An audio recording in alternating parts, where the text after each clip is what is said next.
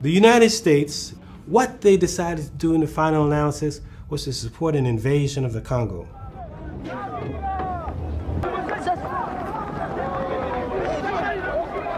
In this case, you had Rwanda and Uganda invading their neighbor, plundering it of its natural resource wealth, and suffering no sanctions at the United Nations Security Council. And you have to ask why, and it's because they had the very strong support and backing of the United States, United Kingdom, and other governments. The reason the United States supported Rwanda and Uganda in their invasion of Congo cannot simply be attributed to genocide guilt. The US had economic and political motivations as well. One reason for our involvement extended back to our support of Mobutu Sese Seko, a dictator we helped install in Congo and supported for 32 years. This man bled his country dry.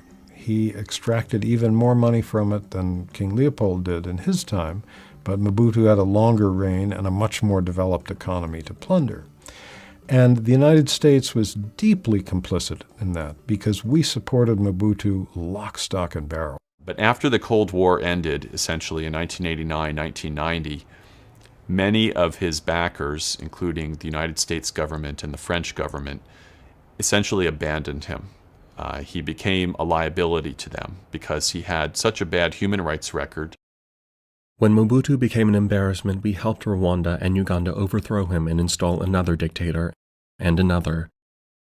Now the Congolese people are victims of a corrupt dictatorial network which receives financial support from the United States. They have looted the place outrageously, taking hundreds of millions of dollars in minerals, sponsoring some of the worst warlords, and with never a protest from Washington.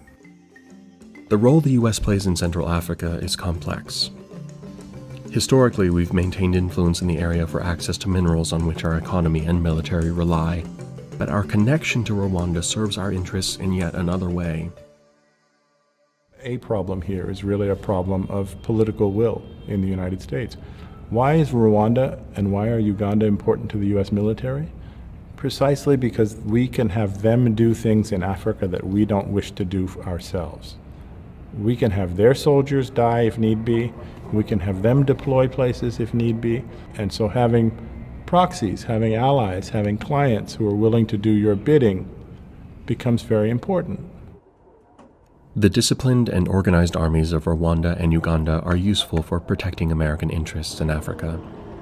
Similarly, friendships with dictators are easier to manage than complex, thriving